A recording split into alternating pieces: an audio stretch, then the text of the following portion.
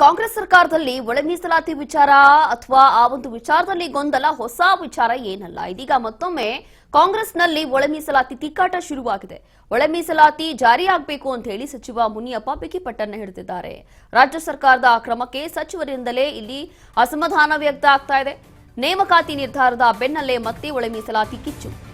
ಎಡಗೈ ನಾಯಕರಿಂದಲೇ ಸರ್ಕಾರದ ನಡೆಗೆ ತೀವ್ರ ಬೇಸರ ವ್ಯಕ್ತ ಆಗ್ತಾ ಇದೆ. ರಾಜ್ಯ ಸರ್ಕಾರದ ಈ ಕ್ರಮಕ್ಕೆ ಸಚಿವರೇ ಇದೀಗ ಅಸಮಾಧಾನ ಹೊರಹಾಕ್ತಾ ಇದ್ದಾರೆ. ನೇಮಕಾತಿ ನಿರ್ಧಾರದ ಬೆನ್ನಲ್ಲೇ ಮತ್ತೆ ಒಳ ಮೀಸಲಾತಿ ಕಿಚ್ಚು ಹೆಚ್ಚಾಗ್ತಾ ಇದೆ. ಎಡಗೈ ನಾಯಕರಿಂದಲೇ ಸರ್ಕಾರದ ನಡೆಗೆ ತೀವ್ರ ಬೇಸರ ಇಲ್ಲಿ ಕೇಳಿ ಬರ್ತಾ ಇದೆ. ಯಾವಾಗಲೂ ಕಾಂಗ್ರೆಸ್ ಸರ್ಕಾರದಲ್ಲಿ ಇದೇ ಆಗುವಂಥದ್ದು. ಅದರಲ್ಲೂ ಕೂಡ ನಮ್ಮ ರಾಜ್ಯ ಸರ್ಕಾರದಲ್ಲಿ ಒಳ ಮೀಸಲಾತಿ ವಿಚಾರದಲ್ಲಿ ಬಹಳಷ್ಟು ಗೊಂದಲ, ಕನ್ಫ್ಯೂಷನ್, ಅಥವಾ ಅದು ಯಾವಾಗ ಜಾರಿಯಾಗುತ್ತೆ, ಎಷ್ಟು ಪರ್ಸೆಂಟ್ ಜಾರಿಯಾಗುತ್ತೆ, ಯಾರಿಗೆ ಎಷ್ಟು ಪರ್ಸೆಂಟ್ ಮೀಸಲಾತಿ ಹೋಗುತ್ತೆ, ಹೀಗೆ ಮುಂಚೆಯಿಂದನೂ ಇದ್ದಂತಹ ಗೊಂದಲ ಇದು. ಈಗ ಮತ್ತೊಮ್ಮೆ ಕಾಂಗ್ರೆಸ್ನಲ್ಲಿ ಒಳ ಮೀಸಲಾತಿ ವಿಚಾರಕ್ಕೆ ತಿಕ್ಕಾಟ ಶುರುವಾಗಿದೆ. ಒಳ ಮೀಸಲಾತಿ ಜಾರಿಯಾಗಬೇಕು ಅಂತ ಹೇಳಿ ಸಚಿವ ಮುನಿಯಪ್ಪ ಬಿಗಿಪಟ್ಟನ್ನ ಹಿಡಿದಿದ್ದಾರೆ. ರಾಜ್ಯ ಸರ್ಕಾರದ ಕ್ರಮಕ್ಕೆ ಸಚಿವರೇ ಇದೀಗ ಅಸಮಾಧಾನ ಹೊರಹಾಕ್ತಾ ಇದ್ದಾರೆ.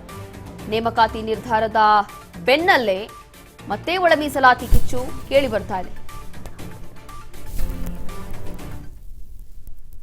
ಎಡಗೈ ನಾಯಕರಿಂದಲೇ ಸರ್ಕಾರದ ನಡೆಗೆ ತೀವ್ರ ಬೇಸರ ವ್ಯಕ್ತ ಆಗ್ತಾ ಇದೆ.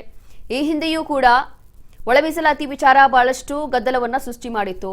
ಅದರಲ್ಲೂ ಕೂಡ ಕ್ಯಾಬಿನೆಟ್ನಲ್ಲಿ ಚರ್ಚೆ ಆಗಿರುವಂತಹ ವಿಚಾರ, ಬಹಳಷ್ಟು ಸುದೀರ್ಘ ಕಾಲ ಚರ್ಚೆ ಆಗಿರುವಂತಹ ವಿಚಾರ ಅಂತಂದ್ರೆ ಅದು ಒಳ ಮೀಸಲಾತಿ ವಿಚಾರ. ಅದರಲ್ಲೂ ಕೂಡ ಸಿಎಂ ಸಿದ್ದರಾಮಯ್ಯ ಪ್ರತಿ ಬಾರಿ ಹೇಳುವಂಥದ್ದು ಒಂದೇ ಮಾತು, ಒಳ ಮೀಸಲಾತಿ ವಿಚಾರದಲ್ಲಿ ಸ್ವಲ್ಪ ಸಮಯ ಬೇಕು, ಅದಾದ ನಂತರ ಎಲ್ಲವೂ ಕೂಡ ನಿರ್ಧಾರ ಆಗುತ್ತೆ ಅಂತ. ಇನ್ನು ಎಐಸಿಸಿ ಅಂಗಳ ತಲುಪಿರುವಂತಹ ಈ ಒಂದು ವಿಚಾರ, ಕಾಂಗ್ರೆಸ್ನಲ್ಲಿನ ಒಳ ಮೀಸಲಾತಿ ಗದ್ದಲ. ಎಐಸಿಸಿ ಅಧ್ಯಕ್ಷ ಖರ್ಗೆ ಭೇಟಿಯಾಗಿರುವಂತಹ ಬಲಗೈ ಸಮುದಾಯದ ಸಚಿವರು. ಖರ್ಗೆ ಭೇಟಿಯಾದ ಗೃಹ ಸಚಿವ ಪರಮೇಶ್ವರ್, ಎಸ್ಸಿ ಮಹದೇವಪ್ಪ ದಲಿತ ಬಲಗೈ ನಾಯಕರ ವಿರುದ್ಧ ದಲಿತ ಎಡಗೈ ನಾಯಕರು ಅಸಮಾಧಾನವನ್ನ ಹೊರಹಾಕ್ತಿದ್ದಾರೆ. 15% ಮೀಸಲಾತಿ ನೇಮಕಾತಿಯಲ್ಲೂ ಕೂಡ ಒಳ ಮೀಸಲಾತಿ ಅನ್ವಯ ಆಗುವಂತೆ ಆಗ್ರಹವನ್ನ ಮಾಡಲಾಗ್ತಾ ಇದೆ. ಒಳ ಮೀಸಲಾತಿ ಅನ್ವಯ ಮಾಡದೆ ನೇಮಕಾತಿಗೆ ಮಾರ್ಗಸೂಚಿ ಕೂಡ ಕೊಡಬೇಕು ಅನ್ನುವಂಥದ್ದು ಇಲ್ಲಿ ಕೇಳಿ ಬರ್ತಾ ಇರುವಂತಹ ಸದ್ಯಕ್ಕೆ ಆಗ್ರಹ. ಮತ್ತಷ್ಟು ಮಾಹಿತಿಯನ್ನ ಕೊಡ್ತಾರೆ ನಮ್ಮ ಪ್ರತಿನಿಧಿ ಬಸವರಾಜ್ ಹುಗಾರ್, ಡೆಸ್ಕ್ ಇಂದ ಲೈವ್ ಜಾಯ್ನ್ ಆಗ್ತಾ ಇದ್ದಾರೆ. ಬಸವರಾಜ್, ಇಲ್ಲಿ ಒಳ ಮೀಸಲಾತಿ ವಿಚಾರದಲ್ಲಿ ಯಾವಾಗಲೂ ಕೂಡ ಗದ್ದಲ ಅಥವಾ ಕನ್ಫ್ಯೂಷನ್ ಏನಾದ್ರೂ ಒಂದು ಇದ್ದೇ ಇರುತ್ತೆ. ಯಾವುದಕ್ಕೊಂದು ಪರಿಹಾರ ಅನ್ನೋದು ಆಗ್ತಾನೆ ಇಲ್ಲ. ಅದರಲ್ಲೂ ಕೂಡ ಸರ್ಕಾರ ಹೇಳೋದೇ ಒಂದು, ಮಾಡೋದೇ ಒಂದು. ಹಾಗೆ ಎಲ್ಲೋ ಒಂದು ರೀತಿಯಾಗಿ ಒಳ ಮೀಸಲಾತಿ ವಿಚಾರದಲ್ಲಿ ಅನ್ಯಾಯ ಆಗ್ತಾ ಇದೆ ಅನ್ನೋಂಥದ್ದು ಒಂದ್ ರೀತಿಯಾಗಿ ಸತ್ಯನೇ ಇರಬಹುದು. ಹಾಗಾಗಿ ಏನಾಗ್ಬೋದು, ಮುಂದೆ ಆದ್ರೂ ಏನಾದ್ರು ಜಾರಿ ಆಗ್ಬೋದಾ, ಯಾರಿಗೆ ಏನು ಸಿಗಬಹುದು ಅಂತ?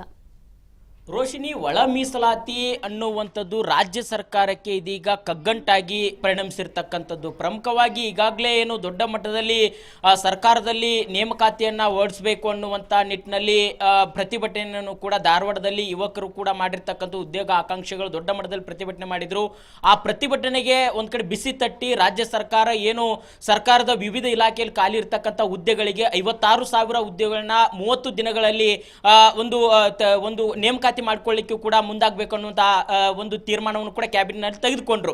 ಇದೀಗ ರಾಜ್ಯ ಸರ್ಕಾರಕ್ಕೆ ಒಂದು ಸಮಸ್ಯೆ ಎದುರಾಗ್ತಾ ಇದೆ ಅಂತಂದ್ರೆ ಅದು ಒಳ ಮೀಸಲಾತಿ. ಈ ಒಳ ಮೀಸಲಾತಿ ಏನಿದೆ 15% ಇರ್ತಕ್ಕಂಥದ್ದು, ಒಂದು ಎಡಗೈ ಮತ್ತು ಬಲಗೈ ಈ ಎರಡೂ ಸಮುದಾಯಗಳಲ್ಲಿ ಕೂಡ ಒಳ ಮೀಸಲಾತಿ 15% ಇದೆ. ಇದರಲ್ಲಿ ಅವರಿಗೆ ಉದ್ಯೋಗದಲ್ಲಿ ಇದರಲ್ಲಿ ನಾವು ಒಳ ಮೀಸಲಾತಿಯನ್ನ ಕಲ್ಪಿಸಿಕೊಡಬೇಕು, 15% ಅಲ್ಲೇ ನಮಗೆ ಒಳ ಮೀಸಲಾತಿ ಕಲ್ಪಿಸಿಕೊಡಬೇಕು ಅನ್ನುವಂಥದ್ದು ಎಡಗೈ ಸಮುದಾಯ ಬಿಗಿಪಟ್ಟನ್ನು ಕೂಡ ಹಿಡಿದುಕೊಂಡಿರ್ತಕ್ಕಂಥದ್ದು. ಆದ್ರೆ ಇಲ್ಲಿ ಬಲಗೈ ಸಮುದಾಯ ಇವ್ರಿಗೇನಾದ್ರೂ ಇಲ್ಲಿ ಒಳ ಮೀಸಲಾತಿ ಒಂದು ಸಪರೇಟ್ ಆಗಿ ಇವರಿಗೆ ಪರ್ಸೆಂಟೇಜ್ ಕೊಟ್ರೆ ನಮಗೆ ಇಲ್ಲಿ ಕಡಿಮೆ ಆಗುತ್ತೆ, ನಾವು ಹೆಚ್ಚು ಸಂಖ್ಯೆ ಕೂಡ ಇರ್ತಕ್ಕಂಥದ್ದು ಅನ್ನುವಂಥದ್ದು ಕೂಡ ಬಲಗೈ ಸಮುದಾಯ ಕೂಡ ಒತ್ತಡವನ್ನು ಕೂಡ ಏರ್ತಾ ಇದ್ದಾರೆ. ಹಾಗಾಗಿ ಮೊನ್ನೆ ನಡೆದಿರ್ತಕ್ಕಂಥ ಕ್ಯಾಬಿನೆಟ್ ಸಭೆಯಲ್ಲೂ ಕೂಡ ಒಂದ್ ಕಡೆ ಏರು ಧ್ವನಿಯಲ್ಲೇ KH ಮುನಿಯಪ್ಪ ಅವರು ಕೂಡ ನಮಗೆ 15% ಅಲ್ಲೇ ನಮಗೆ ನಮ್ಮ ಸಮುದಾಯಕ್ಕೆ ಒಂದು ಒಳ ಮೀಸಲಾತಿ ಕೊಡಬೇಕು ಅನ್ನುವಂಥ ಬಿಗಿಪಟ್ಟನ್ನು ಕೂಡ ಹಿಡಿದ್ರು. ಆದ್ರೆ ಬಲಗೈ ಸಮುದಾಯಕ್ಕೆ ತೀವ್ರವಾಗಿರ್ತಕ್ಕಂಥ ವಿರೋಧವನ್ನು ಕೂಡ ವ್ಯಕ್ತಪಡಿಸಿದ್ರು. ಹಾಗಾಗಿ ಒಂದ್ ಕಡೆ ಮಾತಿನ ಚಕಮಕಿ ಕೂಡ ಕ್ಯಾಬಿನೆಟ್ ಸಭೆಯಲ್ಲಿ ಕೂಡ ಆಗಿರ್ತಕ್ಕಂಥದ್ದು. ಇದೀಗ ಮುಂದುವರೆದ ಭಾಗವಾಗಿ ಹಾಗಾಗಿ KH ಮುನಿಯಪ್ಪ ಆಗಿರ್ಬೋದು, RB ತಿಮ್ಮಾಪುರ ಆಗಿರ್ಬೋದು, ಮಾಜಿ ಸಚಿವ H ಆಂಜನೇಯ ಆಗಿರ್ಬೋದು,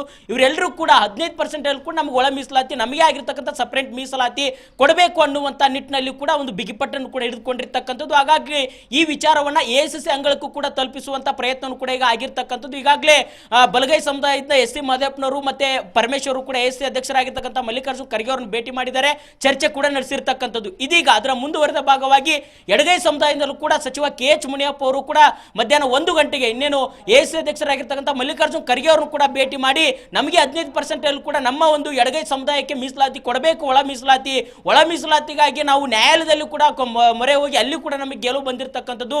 ಸುದೀರ್ಘವಾಗಿ 30ಕ್ಕೂ ಹೆಚ್ಚು ವರ್ಷಗಳ ಕಾಲ ನಾವು ನ್ಯಾಯಾಲಯದಲ್ಲಿ ಕೂಡ ಈ ಒಂದು ಹೋರಾಟಕ್ಕಾಗಿ ದುಡಿದಿದ್ದೇವೆ. ಹಾಗಾಗಿ ನಮಗೆ ಒಳ ಮೀಸಲಾತಿ ಕೊಡಬೇಕು. ಈಗ ರಾಜ್ಯ ಸರ್ಕಾರ ಏನು 56,000 ಹುದ್ದೆಗಳೇನು ಕರೆದಿದ್ದಾರೆ, ಇದರಲ್ಲಿ ನೀವು ಹಳೆ ಮೀಸಲಾತಿಗೆ ಈಗ ಅಧಿಸೂಚನೆ ಹೊರಡಿಸಲಿಕ್ಕೆ ನೀವು ಸರ್ಕಾರ ತೀರ್ಮಾನ ತೆಗೆದುಕೊಂಡಿದ್ದೀರಿ. ಆದರೆ 15% ಏನಿದೆ ಅದರಲ್ಲಿ ಕೂಡ ನಮಗೆ ಒಳ ಮೀಸಲಾತಿ ಕಲ್ಪಿಸಿಕೊಡಬೇಕು. ಈ 56,000 ಉದ್ಯೋಗ ಏನು ನೇಮಕಾತಿಗೆ ಅಧಿಸೂಚನೆ ಹೊರಡಿಸ್ತಾ ಇದ್ದೀರಿ, ಅದರಲ್ಲಿ ನಮಗೆ ಮೀಸಲಾತಿ ಕಲ್ಪಿಸಿಕೊಡಬೇಕು ಅನ್ನುವಂಥ ನಿಟ್ಟಿನಲ್ಲಿ ಕೂಡ KH ಮುನಿಯಪ್ಪ ಅವರು ಮತ್ತೆ ಎಡಗೈ ಸಮುದಾಯದ ಹಲವು ಸಚಿವರು ಮತ್ತೆ ನಾಯಕರು ಕೂಡ ಈಗ ಬಿಗಿಪಟ್ಟನ್ನು ಕೂಡ ಹಿಡಿದುಕೊಂಡಿರ್ತಕ್ಕಂಥದ್ದು. ಹಾಗಾಗಿ CM ಸಿದ್ದರಾಮಯ್ಯವರು ಇದನ್ನ ಯಾವ ರೀತಿ ತೀರ್ಮಾನ ಕೈಗೊಳ್ತಾರೆ ಅನ್ನುವಂಥದ್ದು ಒಂದು ಕುತೂಹಲಕ್ಕೆ ಎಡೆ ಮಾಡಿಕೊಡ್ತಾ ಇದೆ. Roshini. Yes, thank you Basavaraj ನಿಮ್ಮೆಲ್ಲ ಮಾಹಿತಿಗಾಗಿ. ನೋಡಿ, ಇಲ್ಲಿ ಸರ್ಕಾರ ಏನ್ ಮಾಡುತ್ತೆ ಅಥವಾ ರಾಜ್ಯ ಸರ್ಕಾರ ಏನ್ ಮಾಡುತ್ತೆ ಅಥವಾ ಕಾಂಗ್ರೆಸ್ ಹೈಕಮಾಂಡ್ ವರೆಗೂ ಕೂಡ ಈ ಒಂದು ವಿಚಾರ ಈಗಾಗಲೇ ಹೋಗ್ಬಿಟ್ಟಿದೆ. ಹಾಗಾಗಿ ಕಾಂಗ್ರೆಸ್ ಹೈಕಮಾಂಡ್ ವರೆಗೂ ಈ ಒಂದು ವಿಚಾರ ಹೋಗಿದೆ. ದಲಿತ ಬಲಗೈ ನಾಯಕರ ವಿರುದ್ಧ ದಲಿತ ಎಡಗೈ ನಾಯಕರು ಕೂಡ ಒಂದು ರೀತಿಯಾಗಿ ಅಸಮಾಧಾನ ಹೊರಹಾಕ್ತಾ ಇರುವಂಥದ್ದು. ಹಾಗಾಗಿ ಇಲ್ಲಿ ಯಾರೆಲ್ಲ ಭೇಟಿ ಆಗ್ತಿದ್ದಾರೆ ಅದರಲ್ಲೂ ಕೂಡ AICC ಅಧ್ಯಕ್ಷರನ್ನ ಭೇಟಿ ಹಾಕಿದ್ದಾರಂತೆ. AICC ಅಧ್ಯಕ್ಷರನ್ನ ಭೇಟಿಯಾಗಿ ಬಹುಶಃ ಇದೇ ವಿಚಾರವಾಗಿ ಅಲ್ಲಿ ತಮ್ಮ ಪರವಾಗಿ ಏನಾದರೂ ಚರ್ಚೆ ಆಗಿದೆಯಾ ಅನ್ನುವಂಥದ್ದೇ ಇಲ್ಲಿ ಬಹಳಷ್ಟು ಗೊಂದಲ ಇರುವಂಥದ್ದು.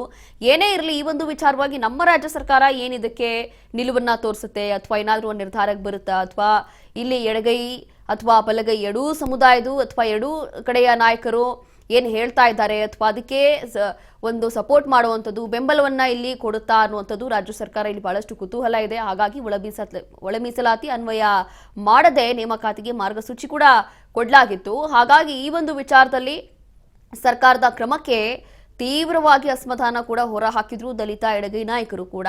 ಒಂದು ರೀತಿಯಾಗಿ ಯಾವಾಗೆಲ್ಲ ಒಳ ಮೀಸಲಾತಿ ವಿಚಾರ ಬರುತ್ತೋ ಅದೆಲ್ಲವೂ ಕೂಡ ಪ್ರತಿ ಸಂದರ್ಭದಲ್ಲೂ ಕೂಡ ಬಹುಶಃ ಅವ್ರಿಗೆಲ್ಲೋ ಅನ್ಯಾಯ ಆಗುತ್ತೆ ಅನ್ನುವಂಥದ್ದು ಕೇಳ್ತಾ ಇದ್ವಿ ನಾವು ಕೂಡ. ಇದೇ ವಿಚಾರ ಸದನದಲ್ಲೂ ಕೂಡ ಒಮ್ಮೆ ಚರ್ಚೆ ಆಗಿದ್ದಾಗ ಒಳ ಮೀಸಲಾತಿ ವಿಚಾರದಲ್ಲಿ ದಲಿತ ನಾಯಕರಿಗೆ ಅನ್ಯಾಯ ಆಗುತ್ತೆ ಅನ್ನುವಂಥದ್ದು ಅವರ ಒಂದು ಹೇಳಿಕೆ ಆಗಿತ್ತು. ಹಾಗಾಗಿ ಈ ವಿಚಾರದಲ್ಲಿ ಸದ್ಯಕ್ಕೆ ಸರ್ಕಾರ ಏನ್ ಮಾಡುತ್ತೆ ಅಂತ ಹೇಳಿ ಕಾದು ನೋಡ್ಬೇಕಾಗತ್ತೆ.